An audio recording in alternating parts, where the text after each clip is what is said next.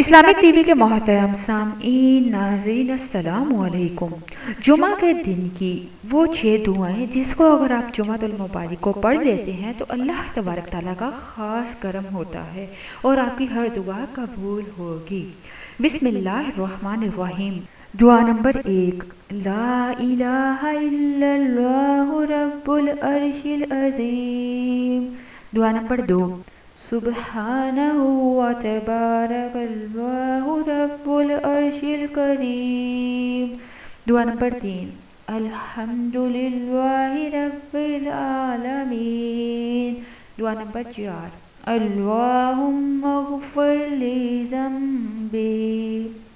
دعا نمبر 5، لا الہ الا اللہ العظیم الحلیم۔ دعا نمبر 6، سبحان اللہ و بحمدہ۔ اللہ تبارک تعالی ہم سب کو عمل کرنے کی توفیق عطا فرمائے، آمین۔